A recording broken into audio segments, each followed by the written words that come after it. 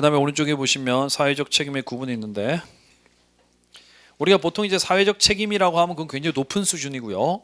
그보다 낮은 수준을 소셜 리스판시브니스라고 해서 그 사회적 반응이라고 합니다. 사회적 반응. 그러니까 이렇습니다. 사회적 책임은 주요 관심사 윤리성이야. 우리가 뭐 이게 해야 되는 거니까. 인간의 윤리라는 게 뭐예요? 마땅히 해야 되는 걸 윤리잖아요. 윤리. 그렇죠? 그 다음에 이제 사회적 반응은 뭡니까? 이건 이제 실용성이야. 그러니까 이런 겁니다. 쉽게 말하면 사회적 책임은, 여러분 그 A본이라는 회사가 있대요. 한번 나중에 찾아보세요. A본. 이게 마케팅 교과서 같은 게 많이 나옵니다. A본. 이게 여성용 화장품 만드는 회사인데, 이 회사는 어쨌든 고객이 여성이니까 여성들의 웰페어 향상을 위해서 이 회사가 여성들의 뭐 유방암을 줄이기 위한 뭐 이런 그 뭐지 뭐 이렇게 검진 비용이라든가 이런 데 굉장히 큰 돈을 쓰고 있어요. 근데 큰 돈을 쓰는데 그 돈을 쓰는 거에 대해서 광고를 안 해요. 우리가 이제 이거에 대해서 뭐 매년 얼마를 쓰고 있다 뭐 이렇게 해서 광고를 안 하고 그냥 씁니다. 왜요? 당연히 뭐 우리는 여성들에게 화장품을 팔아서 돈을 버는 회사니까 우리가 번 돈 중에 일부를 이제 여성들의 웰페어 향상을 위해서 쓰는 거는 뭐 당연한 거, 굉장히 당연한 거기 때문에 그걸 가지고 뭐 우리가 돈을 쓴다고 광고하고 그러지는 않는다는 거예요. 그래서 이 회사가 그렇게 해서 매년 보면 이제 매출이 굉장히 꾸준한데, 이런 거를 이제 사회적 책임이라고 합니다. 이게 당연히 얘는 우리는 뭐 해야 되기 때문에 윤리적인 거 하는 거, 우리 초점은 그게 목적이야. 우리는 이제 여성들의 유방암 발병률을 낮추는 게 그게 목적이고, 그리고 이제 그게 의무예요. 우리가 당연히 해야 되는 거고. 그래서 의사결정 장기적으로 그게 굉장히 오랜 기간 동안 하고 있어요. 제가 대학 때도 마케팅 교과서에 있는 거 봤으니까 벌써 20년도 넘었을 거예요. 그러니까 굉장히 장기적으로 보고 있는데, 사회적 반응은 뭐냐면 이게 대부분 회사는 다 오른쪽이에요. 야, 어차피 올해 우리가 한 사회적 책임 다하는데 한 10억 쓸 건데 어디다 써야 되냐? 어디다 써야 뭔가 매스컴에 좀 조명을 많이 받고 해서 이게 좀 홍보가 널리 되는 게 어느 분야야? 이렇게 보는 게 이게 사회적 반응이에요. 그래서 여기는 주요 관심사가 실용성이에요. 프래그머틱. 어떻게 하면 이제 돈을 더 벌 수 있냐? 얘가 실용성이고, 얘가 뭐예요? 얘가 수단입니다. 이걸 낮추는 것 자체가 뭐가, 이게 사회적 책임 자체가 목적이 아니라 사회적 책임 다하는 거는 돈을 벌기 위한 수단으로 보는 거고요. 강조는 반응이에요. 이슈, 어떤 이슈에 우리가 반응해야 되느냐 그거. 그 다음에 이제 의사결정 기간은 뭐 보통 중단기 이렇게 보는 거죠.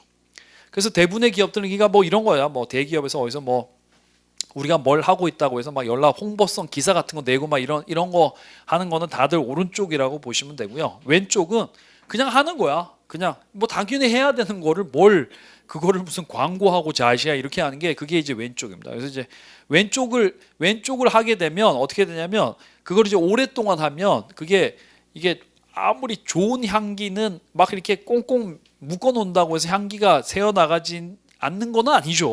그러니까 그렇게 오래를 하면 사람들이 어떻게 하냐면, 이 회사는 이게 굉장히 좋은 회사야. 그러니까 이제 이 회사는 우리가 좀 이거 물건을 좀 사줘야 돼. 이렇게 되는 거죠. 그래서 그렇게 되면 어떻게 되냐면, 이제 밑에 보세요. 사회적 책임과 기업 성과를 보면, 보통 이제 사회적 책임을 다하는 기업들에게 어떤 성과를 보면 단기적 성과는 좋아질 수가 없어요. 올해 당장 10억을 쓰면 올해 이익이 당장 10억이 줄기 때문에 단기적 이익은 좋아질 수는 없지만 장기적으로는 마이너스는 아니란 연구가 대다수입니다.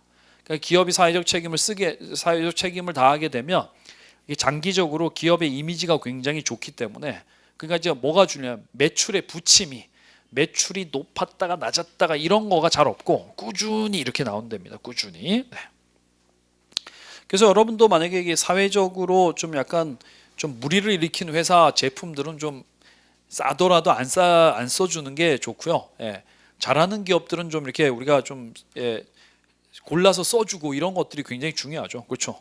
예를 들면 그런 게 없으면 무조건 가격이 저렴한 기업만 살아남는다고 하면, 그러면 이제 뭐 사회적 책임이고 뭐 이런 거 다 필요 없는 거지. 사회적 책임 다 하지 않은, 사회적 책임에 돈을 안 쓸수록 어떻게 돼요? 가격은 더 싸게 할 수 있는 거니까. 그렇죠? 그러니까 이제 우리가 그런 걸 이제 현명한 소비라고 합니다. 현명한 소비. 항상 이게 싼 게 좋은 건 아닌 거죠. 네. 그 다음에 사회적 책임 투자는요, 이렇게 약간 이제 투자에다가 사회적 책임 개념이 가미된 거야. 그래서 이게 어디서 시작됐냐면, 저 1920년대 미국의 감리교도들이 술, 담배, 도박 뭐 이런 거를 이런 걸 신스탁이라고 합니다. 그러니까 이제 죄악을 만들어내는 주식에는 투자, 술 회사, 담배 회사 뭐 이런 데는 이제 투자를 하지 않는 이런 전통에서 시작해서요. 그 다음에 이제 뭐 소셜 뭐 스크리닝 뭐 이런 걸로 옮겨갔어요. 그래서 예를 들면 저기 저 뭐죠? 남아공의 그 인종 분리 정책 아파르트 헤이트인가 그거에 반대를 해서 남아공하고 거래하는 기업엔 절대 투자를 안 하고 뭐 남아공 기업엔 절대 뭐 투자 안 하는 건 마찬가지고, 예, 그래서 뭐 그런 걸로 시작해서요. 지금은 이제 약간 기업 지배 구조를 뭐 개선하기 위한 뭐 그런 것 쪽으로 옮겨왔다는 거죠. 그러니까 이제 회사 중에 지배 구조가 연락 구린 회사들이 있어요. 예, 그런 회사 주식을 공격을 해서 주식을 한 3% 정도만 좀 취득을 하면 임시 주총을 요구할 수가 있어요. 그러면 이제 주총도 요구할 수 있고 그 다음에 그 자료 같은 것도 요구할 수 있어요. 그렇게 되면 이제 경영진들이 연락 막 이제 비자금 조성하고 이런 거를 이제 알게 되고 하니까 그게 밝혀질까봐 이제 사람들이 이제 막 주식을 막 이제 저 옛날에 그 지금 청와대에 계신 장하성 교수님이 라자드 한국 기업 지배 구조 뭐 개선 펀드 뭐 이런 거 운영하셨었는데 그거 이제 공격 들어오면 이제 연락 긴장합니다. 예, 그래서 3% 사가지고 이제 주총 요구해서 막 자료 요구하고 이러면 이제 응하지 않을 수가 없고 하니까 그러니까 어떻게 하냐면 이제 무릎 바로 꿇죠. 예. 그쪽에서 원하는 이사를 여기다가 우리 이사회 멤버로 넣어주겠다 뭐 이렇게 하는 거죠. 뭐 3명을 해라 뭐 이렇게 하는 거죠. 네. 그런 전통으로 이어지고 있다라는 것이죠. 네. 넘어갑시다. 최근에 또 시험에는 지속 가능 경영이라는 것도 시험 났어요. 지속 가능 경영. 요즘에 유엔에서도 연락 밀고 있는 게 이게 지속 가능 경영입니다. Sustainable Management. 어떻게 하게 여러분? 우리가 지금 연락 여기서 그냥 막 이빠이 막 환경 오염시키고 막 해서 우리 후손들에게 그냥 쓰레기 지구를 물려줄까? 아니면 깨끗한 지구를 물려줄까?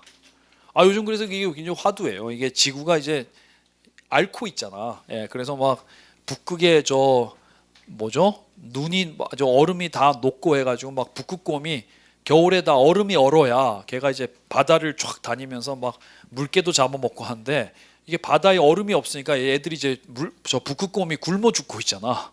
그렇죠? 예, 그러니까 뭐 그런 문제도 있고 해서 뭐 여러 가지 어디 뭐 태평양에는 한반도 크기만한 쓰레기 섬이 있대. 쓰레기가 모여서 이게 한반도 크기만 된 게 있는데 거기 막 플라스틱이 어마어마하답니다.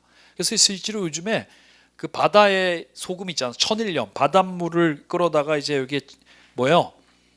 천일염 이거 알잖아요, 여러분. 이렇게 해가지고 좀 햇빛 쬐면 물기 날아가고 소금 남는데 그거를 분석해 보면 플라스틱 성분이 그렇게 많대요. 깨알 같은 플라스틱이 눈에 안 보이는 플라스틱이 많아서 소금을 먹으면 플라스틱을 엄청 섭취하는 꼴이 된대요. 그래서 그게 뭐 건강에 좋지는 않겠지. 뭐 그래서 어쨌든 이게 하나뿐인 지구를 후손들한테 약간 좀 처음에 저 인간이 살기 전 모습처럼 어떻게 깨끗하게 이제 넘겨주자 이렇게 해서 요즘에 뭐 지속 가능 경영, 막 환경 뭐 이런 것 굉장히 중요하죠. 그래서 밑에 보세요.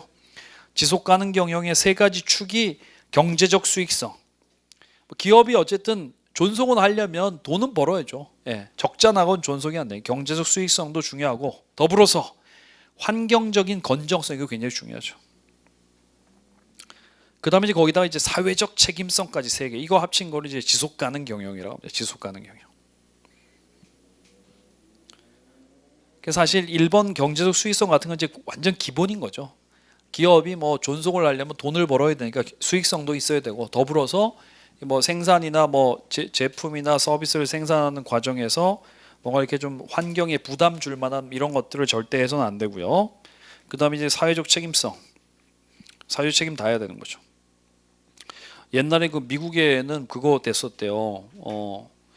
디스포저라고 아십니까? 디스포저.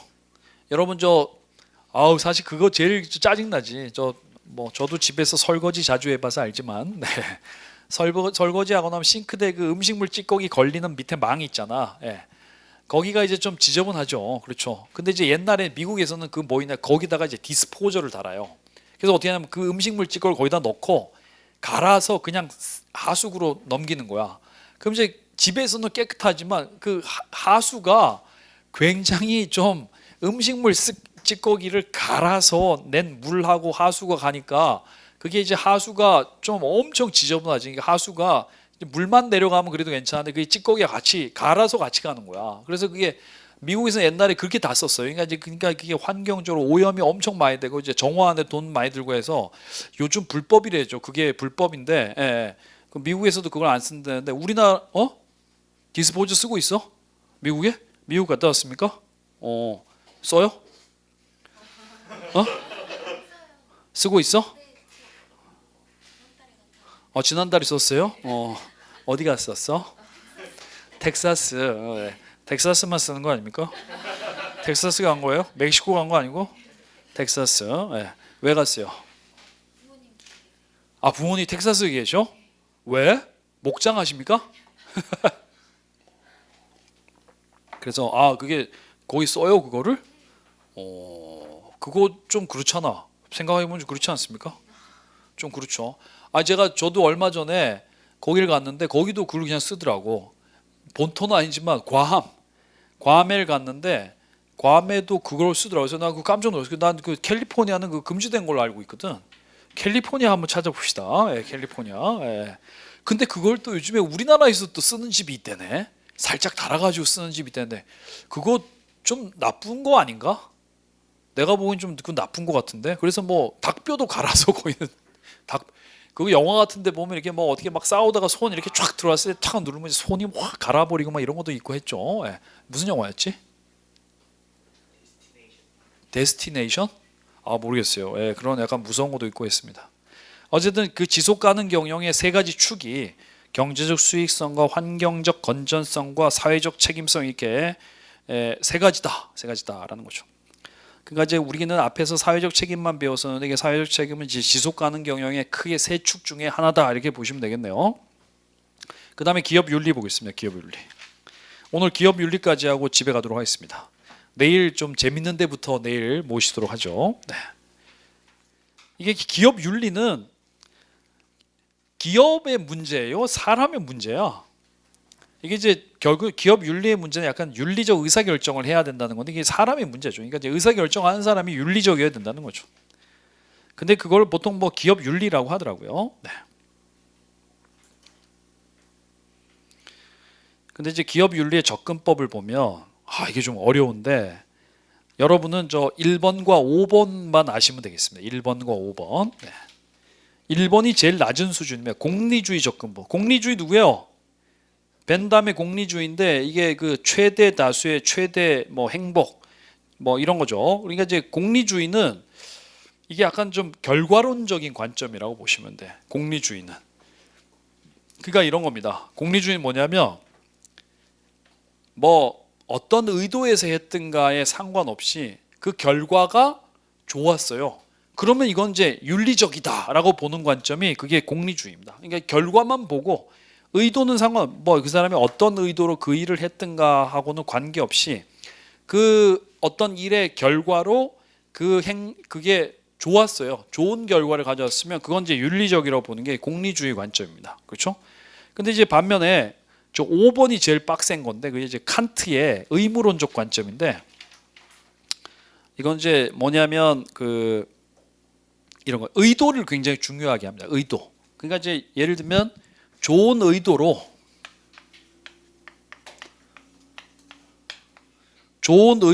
하면 이게 좋은 결과가 나올 확률이 굉장히 높지만 좋은 의도로 했지만 나쁜 결과가 나올 수도 있어요. 근데 이제 중요한 건 이 사람이 어떤 좋은 의도로 했기 때문에 결과가 좋은 건 뭐 당연하겠지만 나쁜 결과가 나오더라도 이 사람한테는 이제 책임을 물을 수 없다. 이런 것들이 약간 의무론적 관점입니다. 의도 이런 게 굉장히 중요하게 보는 게 이제 의무론적 관점이에요. 그러니까 이런 거죠. 뭐 가끔 보면 사람들이 저거 있잖아요. 뭐 어디 전철역 이런 데서 갑자기 이제 호흡곤란으로 쓰러진 사람이 있다면 어떤 사람이 이제 CPR을 합니다. CPR 심폐소생술을 하는데 이거 이렇게 여기 심장을 눌러야 되는데 어떻게 눌러야 돼요? 살짝 눌러서는 안 됩니다. 이게 심장이 압박이 될 정도 눌러야 되면 그러면 이제 여기 가운데를 눌러야 되는데 그거 누르고 나면 어떻게 되냐면 갈비뼈가 대부분 다 금이 간대요. 뭐 이게 갈비뼈 같은 건 이게 똑 부러지는 뼈가 아니라 우리가 저 이쑤시개처럼 이렇게 딱 분질르면 이렇게 붙어 있으면서 이게 부러지는 거 있잖아요. 그렇게 되는 거기 때문에 그래서 이제 그게 다 금이 간대요. 그러니까 이제 그거 하고 나면 이게 뭐 이제 갈비뼈 금 가면 어떻게 돼요? 막 기침도 못하고 막 굉장히 아프고 막 그렇죠. 예, 그거 어떻게 뭐 기부스할 수도 없고 하니까. 그러니까 이제 그거는 살리려고 한 행위이기 때문에 그 뒤에 약간 그런 고통이 따르지만 그건 뭐 죽는 것보다는 그거가 좋잖아요. 그렇죠. 근데 이제 옛날에 어떤 사람이 그거 호흡곤란 난 사람을 이제 거의 죽을 거를 지나가던 사람이 이걸 해가지고 살려놨더니 가족들이 살려준 건 고마운데 왜 갈비뼈를 다 부러뜨려 놨어? 라고 해서 치료비를 청구를 했어요. 그거는 이제 그 사람한테 책임을 물을 수 없다는 거지. 그렇죠. 그러니까 이제 이게 좋은 의도로 하면 좋은 결과 나올 확률이 매우 높지만 나쁜 결과가 나와도 그거는 이제 그 사람은 착한 의도로 했기 때문에 책임을 물을 수 없다는 거죠. 하지만 결과만 따지는 거는 그건 이제 의도가 어떤지를 모르기 때문에 그래서 이제 제일 엄격한 게 이거라는 거죠. 의무론적 관점이 이게 칸트의 의무론적 관점이 이게 좋은 거라고 보시면. 근데 여러분 세상 살 때 어떻게 항상 저쪽이 좋아요. 여러분 나중에 이제 훌륭한 사람 되면 나중에 행적 때문에 고통받을 수가 있기 때문에 영원히 고통받을 수 있잖아요. 요즘에 뭐 하나 이상하면 짤로 해가지고 계속 돌거든. 네. 그 영원히 고통받는 사람 누구 있지? 계속 이상한 짤 같은 거 있잖아. 네. 어? 김래원? 김래원이 뭐 했죠? 어? 아 우는 거 참느라고 이렇게 해가지고 그거보다 더 웃긴 거 많은데. 예. 어쨌든 그게 이제 의무론적 관점입니다. 의무론적 관점. 그러니까 여러분은 이거 의무론적 관점이 좋아요. 항상 이제 좋은 의도로 뭔가를 하는 게 중요하다는 거죠. 네. 그러면 나중에 잘못되더라도 여러분 이제 그 선한 의도로 했기 때문에 그건 이제 면죄부를 받을 수 있다는 거죠. 그렇게 하면 좋은 결과 날 확률도 높고 혹시나 잘못되더라도 괜찮을 수 있다는 거죠. 그다음에